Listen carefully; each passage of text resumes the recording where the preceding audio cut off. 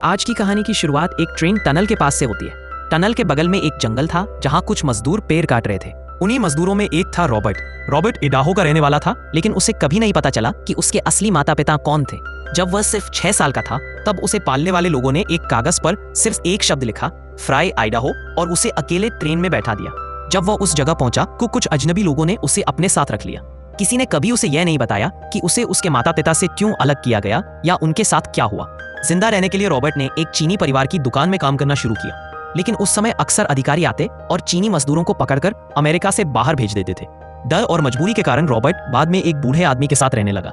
एक दिन वह बूढ़ा आदमी अचानक मर गया, शायद किसी जंगली जानवर की वजह से। इसके बाद रॉबर्ट ने स्कूल जाना छोड़ दिया और काम की तलाश में जगह जगह भटकने लगा। समय के साथ उसे खुद भी पता नहीं चला और वह बड़ा हो गया। वह एक शांत स्वभाव का आदमी बन गया। वह अक्सर चर्च जाने लगा, शायद सुकून की तलाश में, शायद अपनापन खोजने के लिए। वहीं उसकी मुलाकात ग्लैडिस से हुई। पहली बार जब ग्लैडिस ने उसे देखा तो मुस्कुराकर जिज्ञासा से पूछा, तुम कौन हो, कहां से आए हो? रॉबर्ट शर्मा गया, लेकिन धीरे से जवाब दिया। उस दिन के बाद उसे चर्च जाना अच्छा लगने लगा, शायद प्रार्थना से ज्यादा उसकी वजह से। छोटी छोटी बातें धीरे धीरे लंबी बातचीत में बदल गईं और सिर्फ 3 महीनों में उन्होंने शादी करने का फैसला कर लिया। शादी के बाद उन्होंने नदी के किनारे जमीन का एक छोटा सा टुकड़ा खरीदा। वहां वे लकड़ी का एक घर बनाना चाहते थे। उन्होंने तय कर लिया कि खिड़कियां और दरवाजे कहां होंगे। जिंदगी में पहली बार रॉबर्ट को लगा कि अब उसके पास एक दिशा है, एक मकसद है और कोई है जिसे वह अपना परिवार कह सकता है। लेकिन जिंदगी अभी भी आसान नहीं थी। आसपास कोई काम नहीं था, इसलिए रॉबर्ट को मजदूरी के लिए दूर दूर जाना पड़ता था। ग्लैडिस गर्भवती थी, इसलिए उसके पास कमाने के अलावा कोई विकल्प नहीं था। वह चीन और दूसरे देशों से आए मजदूरों के साथ काम करता था। हालांकि वे सब अजनबी थे, फिर भी एक परिवार की तरह रहते थे। साथ काम करते, खाना बांटते, हंसते और एक दूसरे का सहारा बनते थे। कुछ समय बाद रॉबर्ट और बाकी मजदूरों को एक बहुत कठिन काम दिया गया, रेलवे पुल बनाना। काम खतरनाक और थका देने वाला था, लेकिन रॉबर्ट ने किया क्योंकि उसका परिवार उस पर निर्भर था। एक दिन काम के दौरान कुछ अज्ञात लोग आए और रॉबर्ट के बहुत करीब एक चीनी मजदूर को जबरदस्ती अपने साथ ले जाने लगे। रॉबर्ट ने उन्हें रोकने की कोशिश की। वह मदद के लिए चिल्लाया, लेकिन उन लोगों ने उसे अधूरे पुल से नीचे धक्का दे दिया। वह वहीं तुरंत मर गया। कई महीनों बाद पुल बनकर तैयार हुआ। अधिकारियों ने उस पर एक खाली इंजन चलाकर जांच की। पुल मजबूत निकला। लोग खुश थे क्योंकि अब सफर आसान और तेज होने वाला था। लेकिन रॉबर्ट चुपचाप खड़ा सोच रहा था, भविष्य में हजारों लोग इस पुल से गुजरेंगे, लेकिन किसी को नहीं पता होगा कि यहाँ एक आदमी की मौत हुई थी। एक दिन यह पुल भी किसी नए स्टील के पुल से बदल दिया जाएगा और यह भी बुला दिया जाएगा। उस दिन से उसकी चीनी दोस्तों की याद रॉबर्ट के दिल में हमेशा के लिए बस गई। आखिरकार कई महीनों बाद रॉबर्ट घर लौटा। ग्लैडिस ने उसे कसकर गले लगा लिया। उसने पहली बार अपनी नवजात बेटी को देखा और उसकी आंखों में आंसू भर आए। उसने ग्लैडिस को अपनी कमाई के पैसे दिए और शहर से लाई हुई महंगी विस्की भी दिखाई। उस रात रॉबर्ट और ग्लैडिस नदी के किनारे टहले, बातें की, खाना बनाया और खूब हंसे। रॉबर्ट ने भगवान का शुक्रिया अदा किया क्योंकि पहली बार उसके पास वह सब था जिसकी उसे हमेशा चाह थी, एक परिवार। जिंदगी शांत लग रही थी, लेकिन उसकी नींद अब शांत नहीं थी। हर रात रॉबर्ट एक ही आदमी का सपना देखता, उस आदमी का जिसकी मौत को कोई कभी याद नहीं करेगा। कभी कभी रॉबर्ट और ग्लैडिस पास के शहर जाकर एक फैमिली फोटो खिंचवाते ताकि भविष्य में वे अपनी बेटी के बचपन को याद कर सकें। लेकिन जल्द ही जिंदगी का चक्र फिर शुरू हो गया और लकड़ी काटने का मौसम वापस आ गया। रॉबर्ट हर साल नए मजदूरों के साथ काम करता। उनमें से ज्यादातर के पास न घर था न परिवार। वह उनका बहुत सम्मान करता था क्योंकि वे बिना शिकायत के कड़ी मेहनत करते थे। कुछ मजदूर तो महीनों तक एक शब्द भी नहीं बोलते थे। एक शांत आदमी था हैंक, जो सही घर की जगह एक खोखले पेड़ के तने में रहता था। फिर फ्रैंक था, जो हमेशा बाइबल की बातें करता रहता था, जैसे उसे हर शब्द याद हो। लेकिन एक दिन एक अजनबी आया और पूछा, सैम कहाँ है? फ्रैंक ने यह नाम सुना, घबरा गया और भागने लगा। अजनबी ने उसका पीछा किया और उसे गोली मार दी। तभी सबको सच्चाई पता चली। फ्रैंक का असली नाम सैम था। सालों पहले उसने नस्लीय नफरत के कारण उस अजनबी के छोटे भाई की हत्या कर दी थी और जंगल में छिप गया था। अजनबी ने मजदूरों से माफी मांगी और चला गया। उन सभी में से सबसे यादगार आदमी था आर्नी। कोई नहीं जानता था कि वह कहां से आया था। वह हमेशा सबसे आसान काम चुनता था, लेकिन वे भी खतरनाक होते थे। वह विस्फोटकों से पेड़ों की जड़ें उड़ाता और धमाका करने से पहले जोर जोर से चिल्लाकर सबको कान ढकने को कहता। आर्नी को शेखी बगारना बहुत पसंद था। वह अक्सर कहता कि उसने अपनी जवानी में पूरी टीम से ज्यादा मेहनत की है। वह दावा करता कि उसने कभी तूफान में 23 घंटे काम किया और 60 डिग्री की गर्मी भी उसे रोक नहीं पाई। रात में वह बेसुरा गाना गाता, सब लोग परेशान होते, लेकिन रॉबर्ट को चुपचाप उसके छोटे से माउथ इंस्ट्रूमेंट पर बजाए गए गाने अच्छे लगते थे। काम कभी रुकता नहीं था। एक जगह खत्म होती तो वे दूसरी जगह चले जाते। जंगल धीरे धीरे पेड़ दर पेड़ खत्म होता जा रहा था। रॉबर्ट मानता था कि एक सच्चा लकड़हारा हमेशा जानता है कि पेड़ किस दिशा में गिरेगा, लेकिन एक दिन एक गलती ने उसे गलत साबित कर दिया। एक विशाल पेड़ गलत दिशा में गिरा और 3 मजदूरों की मौके पर ही मौत हो गई। अर्नी के कहने पर उन्होंने मरे हुए मजदूरों के जूतों को गिरे हुए पेड़ पर थूक दिया ताकि उनकी याद हमेशा उस जंगल में बनी रहे। वह पल रॉबर्ट के दिल में बस गया। उसके मन में एक धीमा सा ख्याल आया, शायद एक दिन मेरी किस्मत भी कुछ ऐसी ही हो। सीजन खत्म होने पर रॉबर्ट घर लौटा। उसकी बेटी अब बड़ी हो गई थी और घर का माहौल उसे सुकून देता था। वह उसके साथ खेलता, उसकी छोटी छोटी बातें सुनता और हर पल को संजो कर रखता, लेकिन भीतर कहीं वह जानता था कि वह उसकी पूरी बचपन की यात्रा नहीं देख पा रहा, बस छोटे छोटे हिस्से ही देख रहा है। इस बार हालत अलग थे। ग्लैडिस ने शिकार करना सीख लिया था और वह चाहती थी कि काम के सीजन में वह रॉबर्ट के साथ चले। वह खाना पकाने, कपड़े धोने और बाकी कामों में मदद करना चाहती थी ताकि रॉबर्ट परिवार के पास रह सके, लेकिन रॉबर्ट ने मना कर दिया। वह नहीं चाहता था कि उसकी पत्नी और बेटी खतरनाक जंगल में रहे। उसकी निराशा देखकर रॉबर्ट ने घर के पास ही काम ढूंढना शुरू किया। मजदूरी कम थी, लेकिन उसने स्वीकार कर लिया। वह जैक नाम के दुकानदार के छोटे मोटे काम करके बस इतना कमा लेता कि गुजारा चलता रहे। जिंदगी मुश्किल थी, लेकिन बेटी के साथ समय बिताना सब कुछ आसान कर देता था।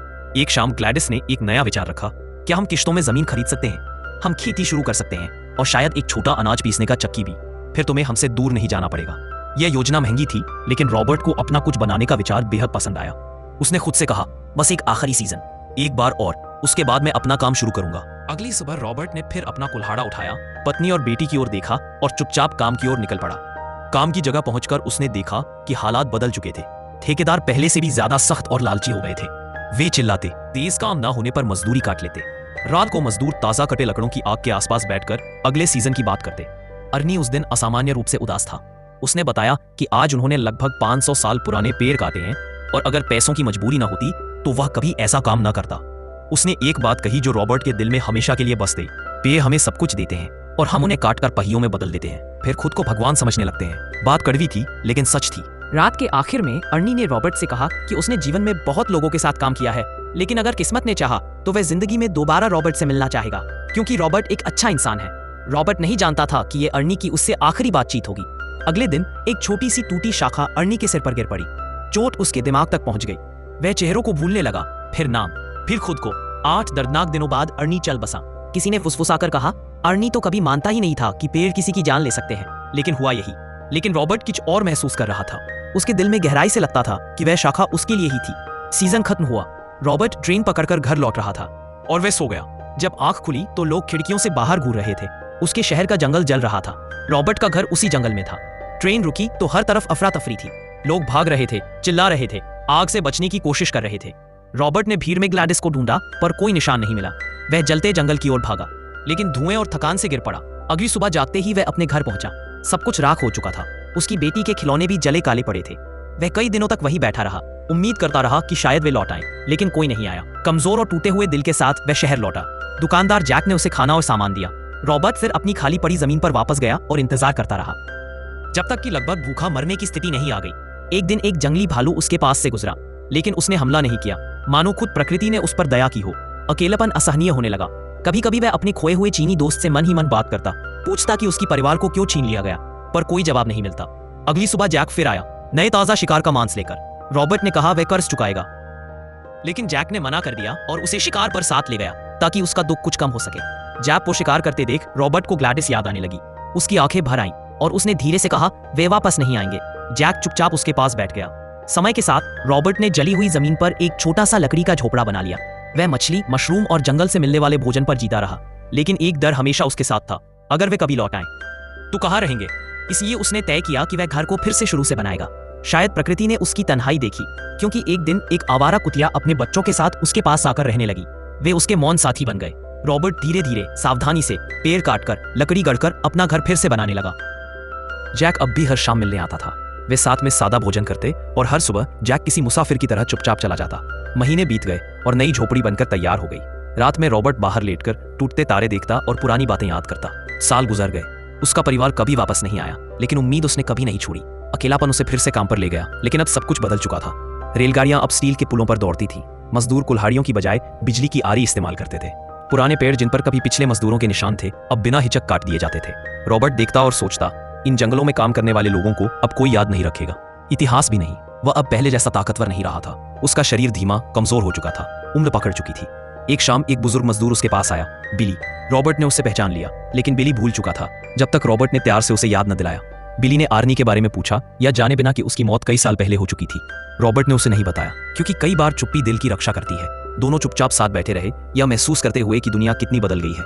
नए मजदूर पुराने लोगों की जगह ले चुके थे। लोग अब साथ बैठकर खाना नहीं खाते, हर कोई अलग अलग समूहों में रहता।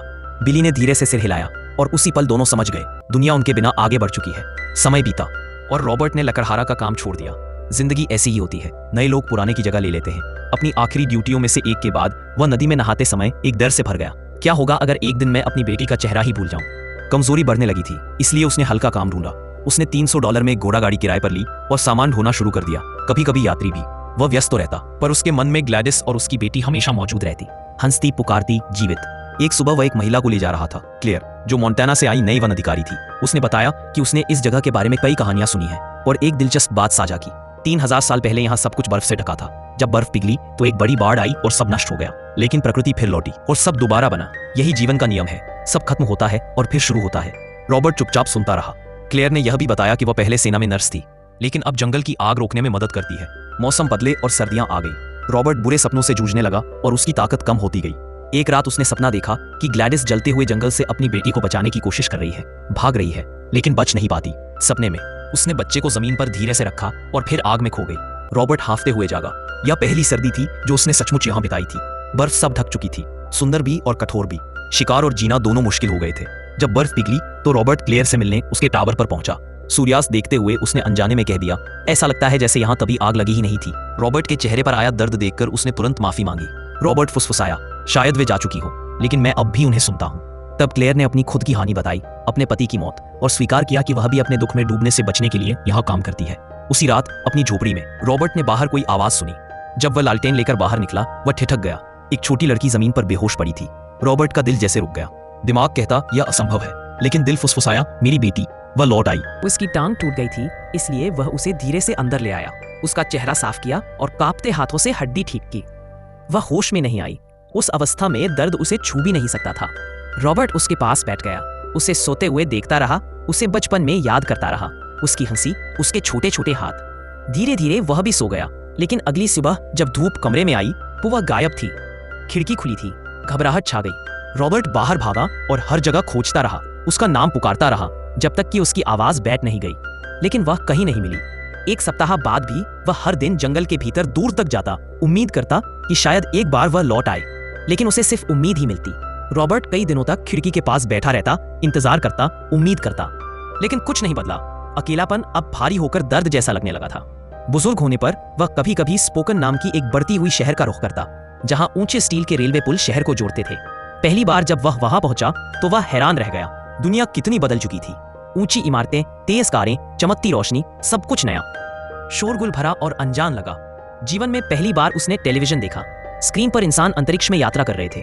उसे यह किसी जादू जैसा लगा। शहर में आगे चलते हुए एक आदमी लोगों को जोर से एक नए थिएटर शो के लिए बुला रहा था। रॉबर्ट ने टिकट खरीदा और अंदर चला गया। शो देखते हुए उसकी भावनाएं उमड़ पड़ी।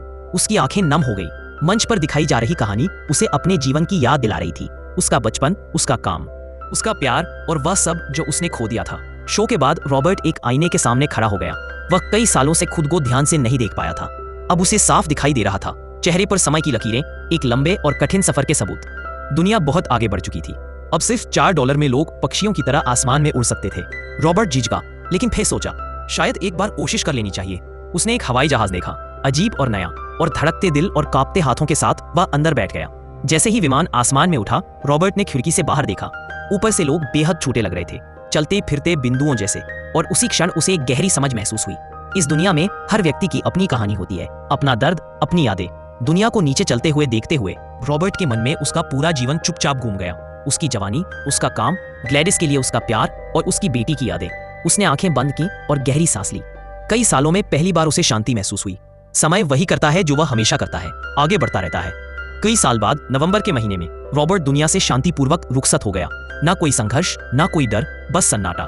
उसकी छोटी सी कुटिया कुछ समय तक खड़ी रही, फिर धीरे धीरे प्रकृति ने उसे भी अपने में समा लिया, जैसे वह सब कुछ समा लेती है।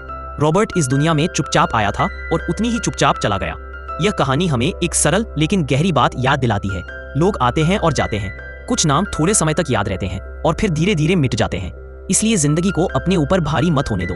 खुश रहो, ऐसी यादें बनाओ जो दिल को गर्माहट दे, क्योंकि अंत में साथ वही छोटे छोटे पल रहते हैं, प्यार के, हंसी के और जुड़ाव के। जिंदगी बचपन की मासूमियत से शुरू होती है, फिर चुनौतियों, सीखों, सपनों और टूटे दिलों को बीच आगे बढ़ती है। हर पड़ाव हमें गढ़ता है, हर गिरावट हमें और मजबूत बनाती है। तो आखिरी संदेश यह है, समय चल रहा है, जिंदगी चल रही है और दुनिया भी आगे बढ़ रही है। अगर सफर कठिन लगे तो याद रखना, कभी कभी जिंदगी हमें तोड़ती है, सिर्फ इसलिए कि वह हमें और मजबूत बना सके। अगर आप इस कहानी पर अपने विचार साझा करना चाहते हैं तो कमेंट सेक्शन आपके लिए खुला है। अंत तक बने रहने के लिए धन्यवाद।